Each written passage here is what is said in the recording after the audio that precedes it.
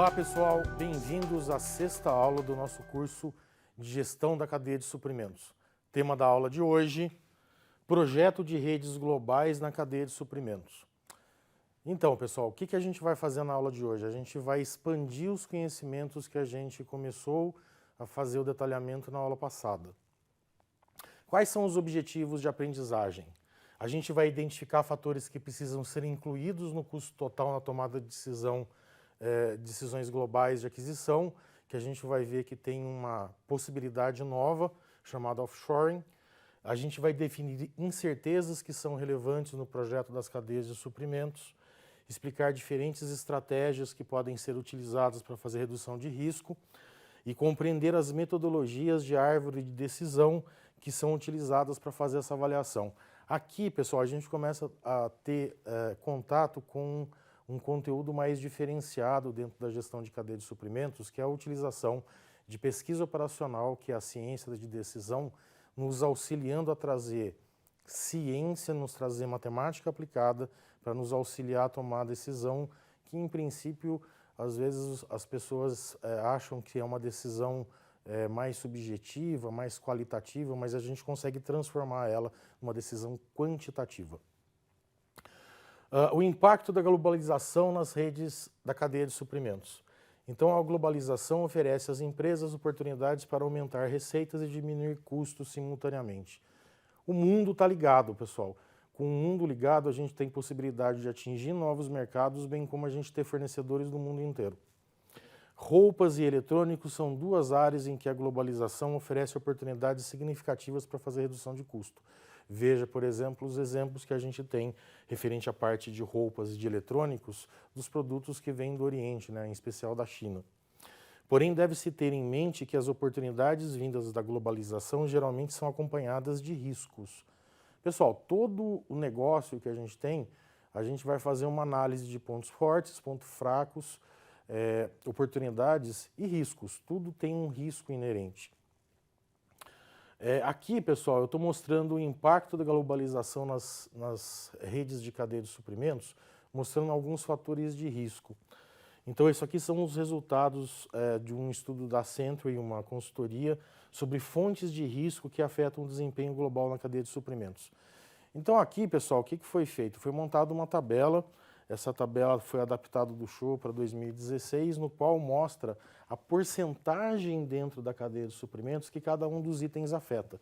E aqui a gente tem vários itens. Desempenho dos parceiros na cadeia de suprimentos, por exemplo, é um fator de risco que afeta 38% das cadeias de suprimento. E assim sucessivamente. A gente tem volatilidade do preço dos combustíveis, que é coisa que afeta o nosso custo, desastres naturais, capacidade e complexidade da logística, que pode aumentar o custo logístico ou não, né? Pode fazer com que a equação de negócios da minha cadeia logística ela fique boa ou fique ruim.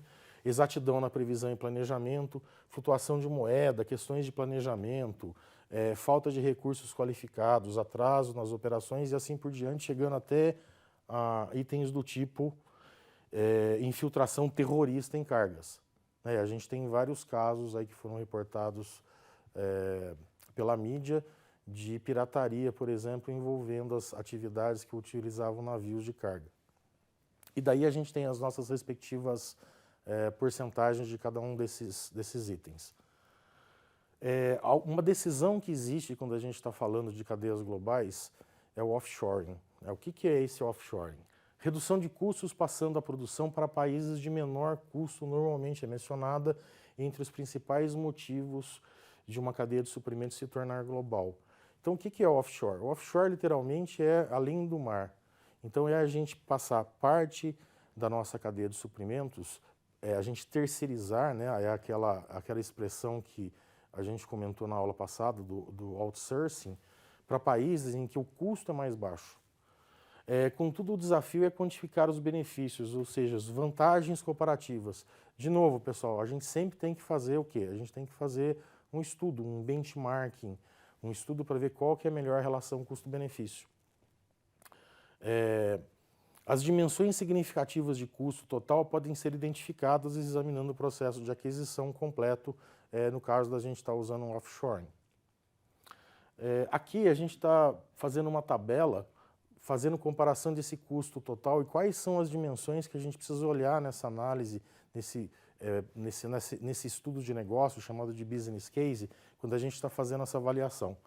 Então, são as dimensões a ser consideradas na avaliação do custo adicional do offshoring. Então, o que a gente tem aqui? A gente tem dimensão de desempenho, atividade que afeta esse desempenho e o impacto que o offshoring pode oferecer. Então, por exemplo, a gente tem comunicação do pedido. Então, a atividade que afeta diretamente o desempenho é a preparação desse pedido. É diferente de você ter essa atividade no país ou essa atividade offshore. E impacto offshoring é o que acontece? A comunicação acaba se tornando mais difícil. Quais são outros tipos de impactos que a gente pode ter, né? Quais são essas outras dimensões? Visibilidade da cadeia de suprimentos, custo de matéria-prima, custo unitário, custo de frete, impostos e taxas. Então, todas essas dimensões são dimensões que elas são afetadas pela decisão da gente terceirizar isso para fora do país ou não. Continuando, a gente tem tempo de processamento de suprimento, incerteza da entrega a tempo e tempo de execução, quantidade mínima de pedido. E observe, pessoal, a gente tem sempre que conviver com essa palavra aqui, ó, incerteza. E na aula de hoje eu vou mostrar para vocês um mecanismo de como que a gente pode efetivamente trabalhar isso daí utilizando ciência para a gente diminuir essa incerteza, diminuir esse problema nebuloso que aparece. A gente consegue resolver esse tipo de problema. Que mais que a gente tem? Devolução de produtos. Problema referente à parte de estoques, que nem, por exemplo, estoques é um negócio muito interessante. Atividade que afeta o desempenho, tempo de execução, estoque em trânsito e produção, né? Isso aqui é muito afetado pela decisão de você fazer offshoring ou não. E qual que é o impacto do offshore? Esses tempos, eles aumentam. Capital de giro. Então, o que acontece? Ele também aumenta quando eu estou fazendo offshore, que eu acabo tendo mais estoque e reconciliação financeira. Eu tenho mais, lembra da expressão que eu comentei com vocês? Work in process. Eu tenho mais material que ele tá em trânsito quando eu estou fazendo a utilização do offshoring. A gente tem os custos ocultos, né? Conforme eu comentei, principalmente quando a gente está trabalhando com metodologia Seis Sigma, existe uma série de custos que aparentemente não estão aparecendo em local nenhum, mas efetivamente eles estão atacando, eles estão afetando o lucro total da minha equação de negócios. Falhas de estoque também, né? Pedidos, produção e transporte com menor visibilidade, e o impacto do offshore é que esses efeitos eles aumentam. Gerenciamento de riscos nas cadeias de suprimento globais. Então, isso aqui são os riscos a serem considerados durante o projeto de rede. Então, o que a gente tem de fatores de risco, né? As interrupções, o que pode acontecer? Desastres naturais, guerra, disputa trabalhista, falência do fornecedor original, atrasos com alta utilização de capacidade, inflexibilidade de fonte, má utilização ou resultado da fonte do suprimento, o risco efetivo que a gente tem do sistema. Lembra, quando a gente está trabalhando essas coisas dentro de uma cadeia de suprimentos, e principalmente quando a gente está fazendo isso daí em termos de offshoring, a nossa integração tem que ser muito maior. Então, nós somos muito mais dependentes de sistemas de informação do que o primeiro modelo. E os riscos dos sistemas são inerentemente altos, consequentemente. A gente tem problema de risco de previsão, né? Quanto maior o nosso negócio, né? Quanto mais global se torna o negócio, mais imprecisão a gente tem, mais incerteza a gente tem, mais dependência de dados e de metodologias de decisão a gente precisa utilizar para a gente garantir que a gente esteja trabalhando de forma correta e está efetivamente trabalhando no caminho certo. Risco de propriedade intelectual. Então, por exemplo, existem vários casos que você trabalha com a sua cadeia de suprimentos que a gente começa a ter produtos baseados no nosso, mesmo a gente tendo leis de patente. Risco de aquisição. Então, a gente tem problema de taxa de câmbio, de preço de insumos, de fração adquirida, de utilização de capacidade no setor. Riscos de contas a receber, né? Quantidade de clientes, poder financeiro do cliente, que a gente pode estar tendo problema, inclusive, da parte de pagamentos. Os riscos referentes à parte de estoque, em especial, pessoal, quando a gente está tendo um projeto de uma cadeia de suprimentos que tem que ser responsivo. Lembra que quando a gente tem que ser responsivo, a gente tem que ter um cuidado muito especial, muito grande com a parte de estoque e com a parte de instalações. Riscos referentes à parte de capacidade, né, o custo que a gente tem e a respectiva flexibilidade desse processo de capacidade. O que a gente pode utilizar para a gente fazer redução, né? Quais são as estratégias que a gente pode utilizar para fazer redução desses riscos? Então a gente pode utilizar aumento de capacidade, que é focar na capacidade de baixo custo e principalmente descentralizada, montar uma capacidade centralizada para demanda imprevisível, aumentar a descentralização e medir o que o custo de capacidade diminui, obter fornecedores redundantes, né, fornecimento mais redundante para produtos de alto volume, menos redundância para produtos de baixo volume. Centralizar a redundância para produtos de baixo volume em poucos fornecedores flexíveis. Somente lembrando, pessoal, que quando a gente está fazendo esse tipo de coisa, a gente tem que medir a alavancagem, né, o leverage, que a gente consegue ter com economia de escala. Lembra, se a gente começar a pulverizar isso demais, a gente perde a economia de escala. O nosso produto acaba ficando mais caro e, consequentemente, o nosso custo começa a aumentar. Quando o nosso custo aumenta, o valor da cadeia de suprimentos diminui. E a gente não quer que aconteça isso. A gente pode aumentar a responsividade, ou seja, a gente pode aumentar a velocidade com que a gente responde ao pedido do cliente. Então, a gente favorece custo, a responsividade para produtos de consumo, favorece a responsividade ao custo de produtos com um ciclo de vida curto. A gente pode fazer aumento de estoque, descentralizando o estoque para produtos previsíveis de baixo valor, ou centralizar o estoque para produtos menos previsíveis, só que com um valor um pouco maior. Outra coisa que a gente pode fazer também como estratégia de redução de custo é a gente mexer na flexibilidade, a gente aumentar a nossa flexibilidade. Então, a gente favorece o custo, a flexibilidade para produtos que são mais flexíveis, né, de alto volume, favorece a flexibilidade para produtos imprevisíveis, aqueles que a gente tem mais dificuldade entre oferta e demanda, né, de fazer essa previsão, que são de baixo volume, e centralizar a flexibilidade em poucos locais se ela for cara. Porque quando a gente faz esse tipo de coisa, lembra de novo, a gente diminui a quantidade de instalações, mas a gente melhora a economia de escala que eu consigo ter. A gente pode juntar ou agregar demanda, né? Então, o que a gente faz? A gente incrementa a agregação à medida que a imprevisibilidade aumenta, porque isso daí diminui meu risco. Aumenta a capacidade da fonte, então a gente vai preferir a capacidade ao custo de produtos de alto valor e risco. A gente vai favorecer o custo e a capacidade para produtos de consumo de baixo valor e, se possível, a gente vai centralizar a alta capacidade em uma fonte que seja mais flexível. Um método que a gente utiliza, pessoal, para a gente fazer esse tipo de análise são os fluxos de cadeia de caixa descontados, né, dentro da nossa cadeia de suprimentos. Então, a análise do fluxo de caixa descontado, que eu vou chamar de FCD, ela avalia o valor presente de qualquer curso, né, de fluxos de caixa futuros e permite a administração que compare dois cursos de fluxo de caixa em termos do seu valor financeiro. Então, o que a gente vai fazer? A gente vai trazer esses dois fluxos de caixa para o valor presente e vai fazer a avaliação. Então, a análise de FCD se baseia na premissa fundamental do seguinte, né? $1 hoje vale mais do que $1 amanhã, pois o dinheiro hoje pode ser investido e o valor dele pode ser um retorno além do aplicado. Pessoal, lembra que eu comentei numa das aulas anteriores como é que a gente toma a decisão da gente investir na indústria, da gente investir no na nossa cadeia de suprimentos ou da gente investir num banco? É através dessa taxa. A gente vai verificar dentro do capital que a gente tem a investir qual que vai dar o maior retorno, qual que vai dar a maior taxa de juros, o nosso negócio ou o banco. O valor presente do fluxo de caixa futuro é encontrado usando um fator de desconto.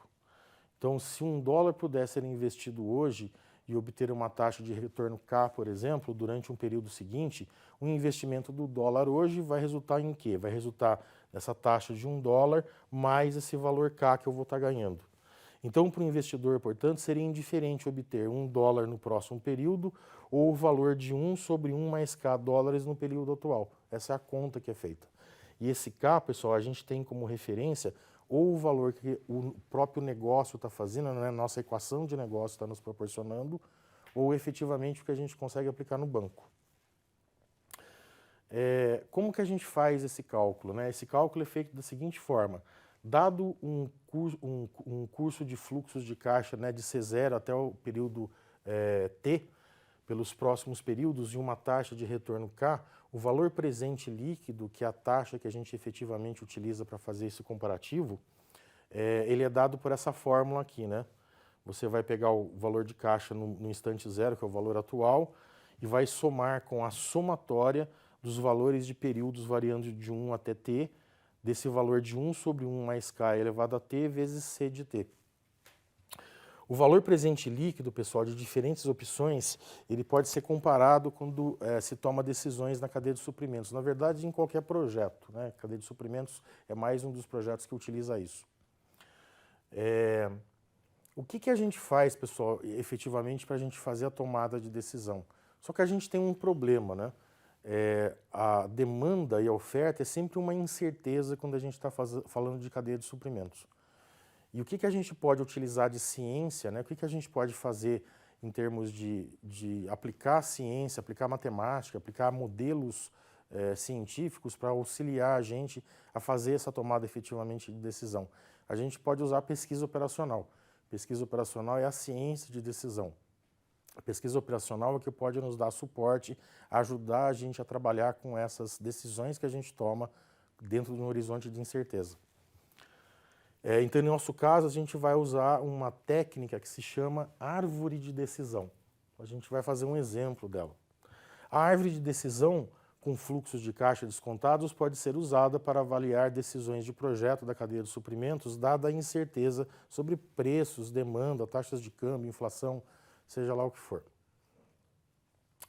O que a gente vai fazer então? A gente vai identificar as representações de incerteza para cada fator, ou seja, determinar que distribuição usar para moldar essa incerteza. A gente vai identificar a taxa de desconto periódica K, que a gente vai estar utilizando em cada um dos períodos, e nós vamos representar a árvore de decisão. Pessoal, a árvore de decisão, ela é uma técnica que ela é gráfica também. Então, a gente vai fazer essa representação e vai definir os estados em cada período, assim como as probabilidades de transição entre os estados em períodos sucessivos. Então, começando no período T, a gente vai retornar até o valor presente, né, o período zero, identificando as decisões, qual é a decisão ideal dentre as decisões e os fluxos de caixa esperados em cada uma dessas etapas. Os fluxos de caixa esperados em cada um desses estados, em determinado período, eles deverão ser descontados de volta quando incluídos no período anterior. Então, essa aqui é a ideia que eu vou fazer em termos de comparação. E a incerteza na demanda e fatores econômicos devem ser incluídos na avaliação financeira das decisões de projeto na cadeia de suprimentos. Motivo pelo qual, pessoal, a pesquisa operacional nos dá uma assertividade muito maior quando a gente está fazendo efetivamente a tomada de decisão. Pessoal, imagina o seguinte exemplo. O grupo ABC decide fazer 3 cenários para tomada de decisão baseado em uma estratégia agressiva ou básica ou cautelosa. Para cada cenário é estipulada uma probabilidade de ocorrer demanda. Então, a gente está estipulando uma demanda forte de acontecer em 40% dos casos ou uma demanda fraca de acontecer em 60% dos casos. E os ganhos em milhões de dólares são montados conforme essa tabela aqui abaixo, vindos do FCD. E a pergunta está no seguinte, né? Qual é a melhor decisão e qual que é o valor esperado? Quanto que eu vou ganhar? Então, pessoal, a gente olhando a nossa tabela aqui, o que a gente vê? A gente vê os 3 cenários, né? O cenário agressivo, cenário básico e cenário cauteloso. E daí, como é que a gente vai olhar isso daí? Então, se acontecer uma demanda forte, eu vou ganhar 28 milhões de dólares. Se acontecer uma demanda fraca, por exemplo, nesse meu caso, eu vou perder 8 milhões de dólares. E assim, sucessivamente, eu tenho os valores para cada um dos meus cenários que foram montados. Então, como que a pesquisa operacional pode te auxiliar a tomar a melhor decisão. Então, o que a gente vai fazer? A gente vai utilizar um conceito que é o retorno esperado. O que é o retorno esperado? O retorno esperado ele segue essa fórmula. O que eu vou fazer? Eu vou pegar a somatória para cada uma dessas linhas de todas as probabilidades, então no meu caso lá de acontecer demanda forte ou demanda fraca, e multiplicar pelo valor em questão, que no meu caso é o FCD. No Excel, pessoal, a gente pode utilizar uma fórmula que é a fórmula somar produto para fazer isso daí.